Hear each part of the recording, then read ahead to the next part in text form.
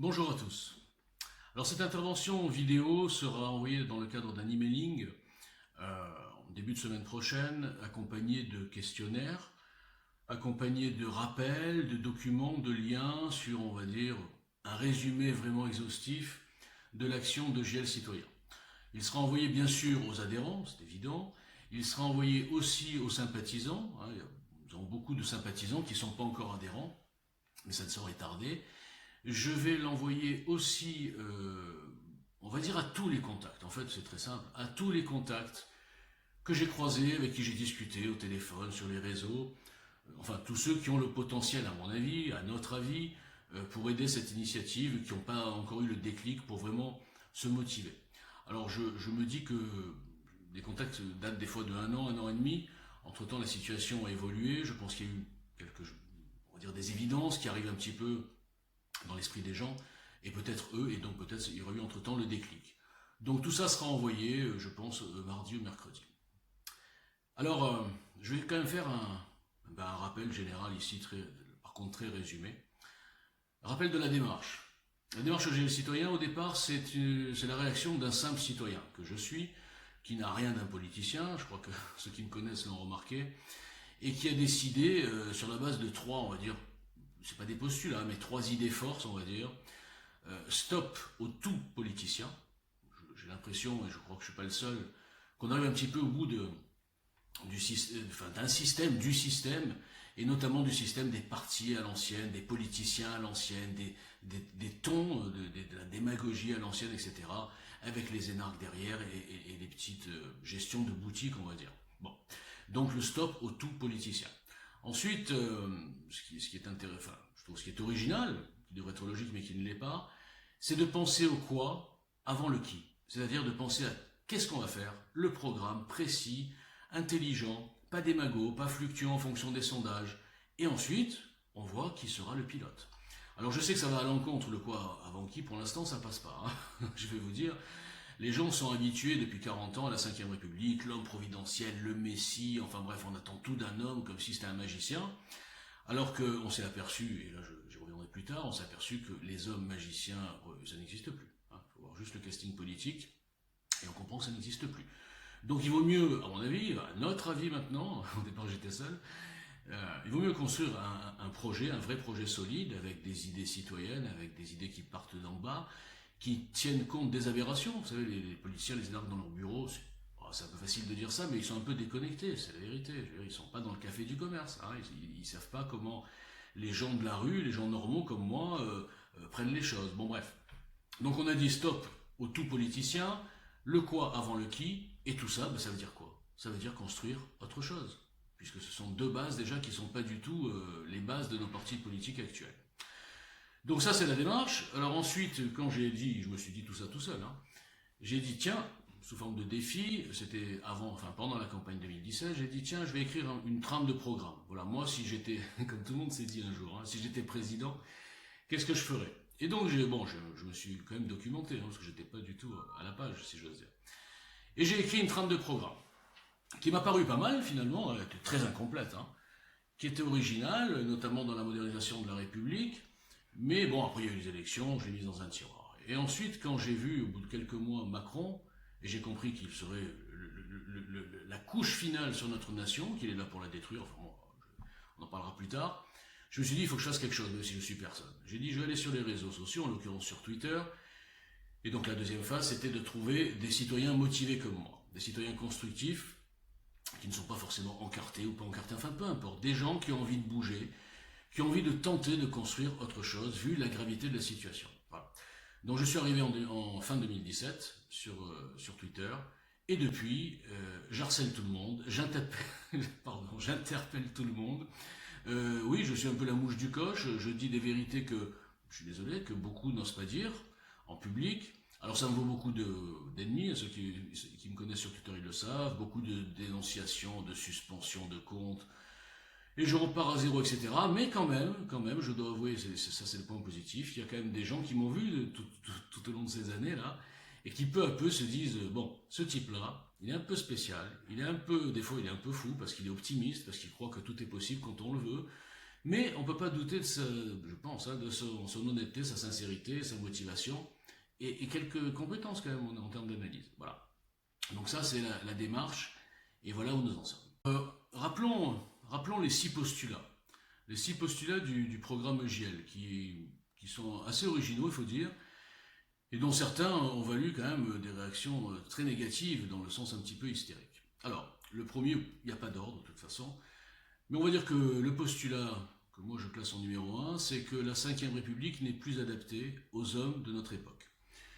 On l'a bien vu, les hommes providentiels, ça n'existe plus. Bon, je crois que si on se retourne depuis 40 ans, on s'aperçoit qu'on était déçus chaque fois, par des gens qui se présentaient comme avec des slogans, avec des incantations, des promesses de campagne non tenues, et finalement ils n'avaient rien de providentiel. C'était les mêmes en couleur, voilà. Bon, donc ça veut dire quoi? Ça veut dire qu'il faut changer le système. Il ne faut pas faire une révolution déchaînée, tirage au sort, façon insoumis, pas du tout. Il faut moderniser la République par quelques modifications qui sont d'ailleurs dans le programme, on y reviendra. Donc le but c'est quoi? Le but c'est que le président ne soit plus un petit patron de PME qui distribue ses cacahuètes avec un pouvoir absolu pendant 5 ans, une Assemblée nationale aux ordres, un Sénat qui sert à rien et finalement la roue libre totale, et nous on est ses employés, mais il faut changer le rapport de force entre le président et son peuple. Le président devra donc s'engager, comme dans un contrat, dans un mandat. Son programme sera engageant, il ne sera pas une page de pub, et il deviendra un PDG, mais sous les ordres des actionnaires, que nous serons. Alors ça paraît très simple, et ça l'est d'ailleurs, il faut juste voir le programme, 4 ou 5 modifications, et on y est. Et alors bizarrement, une petite parenthèse, tous ces partis qui nous disent souvent, oui on a compris, la déconnexion, la gabegie, etc. C'est marrant parce que dans le programme, ils ne changent jamais ça. Ils ne contractualisent pas le mandat du président. C'est étonnant, hein? Bon, moi j'ai repéré cette chose-là, et au moins c'est écrit, et nous le ferons. Donc, si on change le système, si on modernise la République, nous pensons qu'il faut aussi changer le profil. Quand on se retourne sur tous les présidents de la Ve, mis à part De Gaulle, c'est-à-dire que la Ve a été faite sur mesure. Bon, alors après, les costumes étaient un petit peu trop grands. Donc, voilà, donc il faut changer de profil. Alors moi, à l'époque, déjà, j'avais fait un petit trombinoscope pour m'amuser. Je mettais des gens comme Charles Gave, à l'époque, il était encore moins connu qu'aujourd'hui. Michel Onfray, De Villiers, c'est vrai que c'est un politicien. Enfin bref, il y a pas mal de gens qui pourraient endosser ce costume. Et ce costume, on va dire, rétréci dans le cadre de la modernisation de la République. Donc c'est ça, en fait, le stop tout politicien, c'est-à-dire un candidat hors politicien, mais dans une équipe élargie, avec dedans des politiciens quand même, des cadres. Voilà, il faut juste voir le trombier, c'est un petit peu le mixte qu'on essaye de faire. Alors ensuite, le troisième postulat, c'était de dire, et ça se confirme, qu'il n'y aura jamais d'union des droites de partis et de politiciens, justement, à gros égaux, qui ne s'uniront jamais autour d'un programme, d'un candidat unique. Alors aujourd'hui, c'est quoi le paysage? C'est qu'on voit bien que Marine Le Pen, étant devenue, on va dire, le premier parti de France, elle n'a aucune intention de laisser sa place, elle n'a aucune intention de monter une union, puisqu'elle sait très bien que s'il y a une primaire, on va dire, admettons, elle ne serait pas du tout désignée par les gens de droite. Pas du tout, elle le sait. Donc elle préfère surfer sur la vague de son premier parti de France, en sachant qu'elle va perdre, et elle prend, je le répète, en otage, beaucoup de patriotes qui sont un peu aveuglés et qui pensent qu'elle a une chance de gagner. Alors que je le répète, mon analyse est la même que j'avais faite depuis 2017, Macron ne gagnera au deuxième tour que contre Mélenchon ou Marine Le Pen. Et vous remarquerez que depuis 3 ans, les seuls qui sont mis en avant comme quoi c'est les seules alternatives, c'est Macron et Mélenchon. Ces deux-là, malheureusement, ce sont des outils involontaires du système. Le système diabolise Mélenchon, il n'a pas de mal, parce que Mélenchon, c'est vraiment le diable, c'est ce que je pense. Et le système diabolise le RN et Marine Le Pen, qui elle n'est pas du tout le diable. Elle a juste un patronyme qui ne va pas, si j'ose dire. Elle a un nom de parti qui ne va pas, elle a un historique, elle ne peut pas retourner la situation. Donc, voilà, donc je confirme qu'il n'y aura ni union des droites, et j'enchaîne sur le 4e postulat, et le RN, le Rassemblement National, ne gagnera jamais. Alors ça, dire ça, c'est un crime, Sur les réseaux sociaux, tous les patriotes me sautent à la gorge, c'est n'importe quoi. Ils sont militants avant d'être citoyens, quoi. Ils sont pas lucides. Ils sont comme dans une secte. Il y en a plein qui m'ont bloqué sur consigne. Vous imaginez la démarche? Mettez-vous à la place d'un militant qui reçoit un message dans son DM de la part de groupes de pression sur les réseaux. Ah, il faut bloquer celui-là. C'est-à-dire qu'ils ne savent même pas qui je suis, des gens que je ne connais pas. Ils l'ont bloqué, comme des moutons. Alors, quand je dis que c'est une secte, ben c'est ça la secte. Moi, je sais que même si EJL prend de l'ampleur, jamais je dirais aux gens, non, non, ne regardez pas ailleurs, restez ici, fermez les fenêtres, ne regardez personne. C'est marrant que ça choque personne, quoi. Mais c'est des trucs du 19e siècle, du 20e, enfin bon, bref, de la deuxième partie du 20e siècle. Et les gens marchent encore. Et toute la gabegie, enfin, ce que je dis sur le système des politiciens, etc., ils écoutent encore les consignes de parti. Ils ne veulent pas agir en militants, enfin, en citoyens, patriotes. Ils ne sont que des militants sectaires pour une équipe, on va dire, un camp qui ne gagnera jamais. Donc, moi, évidemment que de temps en temps, bon, ceux qui me connaissent sur Twitter, ils savent, je prends des colères parce que je me dis, mais c'est pas possible. Moi, j'ai rien demandé. J'ai juste dit que c'est hallucinant au niveau de liberté d'expression, d'empêcher des gens de voir autre chose. Il y a aussi les hystériques autonomes, c'est-à-dire les gens qui bloquent parce qu'ils ne veulent pas voir. Alors ils bloquent. Bon, ben d'accord, alors on n'a qu'à bloquer Macron, on n'a qu'à bloquer tout le monde. En fait, ils ont qu'à se faire un Twitter spécial RN. Et ils tournent en boucle entre eux en se disant on va gagner, on va gagner. Et quand il y a des élections, 22,7%. Je ne me moque pas, moi je fais zéro, donc je ne me moque pas. Mais pour dire, c'est absurde, quoi. Bon. Voilà, donc c'est un petit peu les postulats, mais vous les retrouverez dans l'emailing et sur le site. Alors qu'est-ce que c'est l'objectif de JL Citoyen? Parce que c'est bien beau, ces citoyens motivés, courageux, qui écrivent un programme, qui font écrire par exemple, pour donner des exemples, le programme défense par des militaires, qui font écrire le programme éducation nationale par des gens de l'éducation nationale, enfin par des gens qui sont sur le terrain. C'est pour ça qu'il est très, très simple à comprendre, hein, quand on lit le programme JL, c'est assez simple. Qu'est-ce qu'ils veulent en fait, ces gens-là? Et ce type-là qui vous parle, qu'est-ce qu'il veut? Il veut être politicien, il veut se présenter, il veut une place de député, bon, ou dans un parti, bon. En fait, non. Alors ce type, déjà, je le répète pour ceux qui ne savent pas, j'ai refusé toutes les avances, façon de parler des partis en place, parce que ça ne m'intéresse pas, premièrement. Je ne serai candidat à rien, deuxièmement. Et troisièmement, tous les gens qui sont avec moi, ils ont deux objectifs. Deux objectifs. D'abord casser ce système, on l'a déjà dit, sortir de ces cases de politiciens, mais surtout, si c'est pas possible, parce qu'évidemment, c'est un plan très très compliqué, vous imaginez, en partant comme ça de rien, on est lucide quand même. Mais c'est au moins d'arriver à former un mouvement qui puisse avoir un petit peu de poids et de pouvoir faire pression sur les partis au niveau de l'exigence de nous, citoyens. L'exigence d'engagement du président, c'est-à-dire changer un petit peu la constitution comme on l'a mis dans le programme, l'exigence de l'union, exiger de ces gens qu'ils arrêtent leurs petits égos et qui pensent à la France avant leur petite boutique. Je m'adresse ici notamment, je suis désolé, à Marine Le Pen encore une fois. Bon. Donc faire pression et essayer de changer les choses, mais pour se faire pression, il faut se faire entendre. Et pour se faire entendre, il faut être nombreux. Et pour être nombreux, il faut que les gens aient bien compris pourquoi on est là. Parce que peut-être que des gens, ils vont mettre tête toute la journée, sur Twitter, pas ailleurs malheureusement. Ils disent mais qu'est-ce qu'il veut celui-là? C'est quoi celui-là pour qui il se prend? Non, non, mais moi je me prends pour personne, hein. Moi je suis comme vous, c'est tout. Sauf que j'ai envie de bouger, voilà. Donc c'est la seule différence. Donc ça c'est le premier objectif. Le deuxième objectif, si ça ne marche pas, si on n'y arrive pas à faire bouger ces mastodontes, ces hippopotames, ces éléphants, le fantasme, c'est d'arriver à intéresser des personnalités hors politiciens qui sont dans le trombi, hein, des gens comme Zemmour, comme Gave, comme Onfray, etc., leur dire qu'il y a un mouvement citoyen sain, sans lobby, une espèce de coquille vide pour l'instant, mais qui est plus rempli que les autres, parce qu'il y a un programme avec des raisonnements, des argumentaires assez incassables, et une ligne qui, à mon avis, correspond à 60% des Français, mais ils ne connaissent pas, donc il ne faut pas le savoir, qu'il existe un programme mixte, mais pas le mixte diabolique de Macron, mixte dans le sens vraiment souveraineté, nation, valeurs, sociale, mais gauche sociale, c'est pas gauche sociétale. Bon, ça existe, c'est EJL, c'est tout. Hein. Donc, d'arriver à intéresser ces gens, et je vous le dis, je l'ai déjà dit souvent, ça paraît un peu prétentieux, un type comme Zemmour, de ce niveau-là, si c'était lui qui présentait EJL depuis 2 ans, on serait déjà en tête des sondages. Voilà. C'est hyper prétentieux ce que je dis. Je sais que c'est pas le langage des politiciens. Alors, petite parenthèse, les politiciens, ils vous jouent la fausse humilité. Vous savez, ils vous bernent, ils nous bernent, mais avec un ton genre non mais on vous comprend, etc. Ils nous prennent pour des idiots. Moi, comme je suis un citoyen, je l'ai déjà dit souvent, je parle aux gens comme je parlerai aux gens dans un café, dans la rue. C'est des concitoyens, c'est des égaux, c'est pas des sous-fifres, c'est pas non plus des gens que je regarde comme ça. Je leur parle naturellement. Et donc je suis franc, direct. Donc je vous le dis, oui, si Zemmour prenait EJL en main, aujourd'hui EJL serait en tête des sondages, et largement en plus, vu la concurrence. Donc voilà les deux objectifs. Alors je vous cache pas que je préférais que ce soit le deuxième qui réussisse, mais il y a du boulot. Bon. Et justement, en parlant de boulot, on va arriver au volet le plus délicat de GL Citoyen, c'est la communication, la diffusion, la participation, la mobilisation, l'engagement, etc. C'est ce qui a manqué pour l'instant depuis 2 ans. En arrivant sur Twitter, vu le positionnement stop politicien, anti-système, anti-parti, anti-tout et en plus inconnu, je savais très bien évidemment que j'allais avoir tous les militants de tous les partis sur le dos, forcément, j'allais être un ennemi de tout le monde.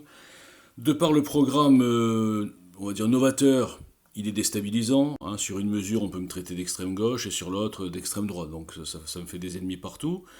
Je savais très bien que les médias n'avaient aucun intérêt à faire surgir ou à mettre de la lumière sur un mouvement citoyen sérieux, construit avec un vrai programme, et une vraie stratégie. Hein. C'était beaucoup plus facile de faire venir des camionneurs, n'importe quel gilet jaune.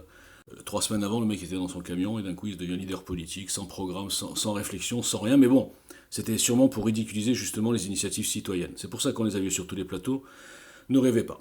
Les choses vraiment dangereuses, on les voit pas sur les plateaux de télé, et c'est assez logique d'ailleurs. Donc je savais que j'allais avoir tout ça. Mais j'étais persuadé, je me basais sur un sondage qui disait que 80% des citoyens ne faisaient plus confiance aux hommes politiques, et que 75% ne faisaient plus confiance aux médias. Donc je me suis dit, bon ben voilà, je vais avoir des gens motivés, je vais avoir on va dire des révoltés, comme moi, contre le système, et je compenserai tous ces ennemis par une force populaire, une motivation, etc. Mais je connaissais pas Twitter. Je ne sais pas que sur Twitter, je ne savais pas comment ça marchait, je ne connaissais pas l'état d'esprit des tweetos, et en fait, c'est que des petits groupes qui ménagent leurs followers. Donc si vous êtes ennemi d'un grand groupe, plein de gens, même s'ils veulent vous soutenir, ils ne le feront pas pour pas se devenir eux aussi ennemis d'un grand groupe. C'est pitoyable, j'en ai déjà parlé, mais bon, c'est comme ça. Donc, et par ailleurs, alors ça contredit le sondage, hein, j'ai remarqué que sur Twitter, il y avait toujours une prime à la notoriété. Si vous avez un conflit, pas un conflit, mais une discussion avec un mec un peu connu, même s'il a complètement tort, c'est flagrant, un enfant de 5 ans le verrait, les gens vont le liker lui. Donc, ils ont encore, les gens, façon de parler, globalement, ils ont encore cette espèce d'image des gens connus qui passent à la télé, ils ont cette espèce de, je sais pas, d'admiration, j'en sais rien. Et en parallèle, pareil, ils n'ont pas confiance dans les médias, mais ils ont confiance que dans les gens qu'ils ont vus à la télé. Voilà. Donc ça, c'est l'équation que je n'ai pas réussi à résoudre. C'est-à-dire que tous les gens qui soutenaient qui soutenaient EJL en off, hein, par téléphone, à la maison, de vive voix, en DM, etc., sur le front, sur la toile, il n'y avait jamais personne. Et donc c'est pour ça que les gens, mes ennemis, se moquent toujours de moi, ils me disent « mais t'es seul ». Et quand je leur dis « mais non, je suis pas seul », mais ils me croient pas, c'est normal, ils voient personne. Bon. Compliqué sur Twitter, sur Facebook ça a l'air un petit peu mieux, les gens sont plus libres. Par exemple, je vais vous donner un exemple, j'ai fait un petit face-cam sur Obono, parce que bon, je crois qu'elle a excédé beaucoup de monde. Sur Twitter, il a fait 9 retweets, c'est intéressant de voir ça. Et sur Facebook, 70 000 vues. Voilà. Pourquoi ? Parce que sur Twitter, comme me le disent certains, je suis cramé, c'est-à-dire qu'ils ont réussi en 2 ans à m'insulter de partout, à faire que tout le monde me bloque et personne n'ose diffuser du EJL, hein, sous peine de représailles, j'ai des témoignages. Alors que sur Facebook, je suis inconnu complet, ils jugent juste qu'est-ce qui a été fait, ah ça nous plaît, hop, on like, on relike, on partage, etc. Bon, donc ça veut dire quoi tout ça ? Ça veut dire que adhérer, soutenir un mouvement comme ça, comme je l'ai dit, sans médias, sans rien, sans moyens, sans visibilité, sans boîte de com, etc., c'est un investissement complètement différent que de se mettre dans les pantoufles d'un gros parti qui est connu depuis 30 ans, où c'est facile de soutenir le RN, machin, etc. Non. Ça veut dire qu'il faut des gens, pourquoi au début je parlais de commando, il faut des gens hyper motivés, des gens qui s'en foutent complètement de se faire, plus pas menacer, mais enfin se faire un peu influencer par tous les gens qui viennent les pousser à arrêter de soutenir EJL.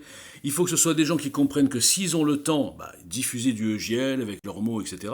S'ils n'ont pas le temps, diffuser les tweets officiels de la page EJL. Voilà, c'est juste appuyer sur un retweet, ça fait de la diffusion, et il faut casser ce mur. Pour l'instant, il y a un vrai boycott sur Twitter.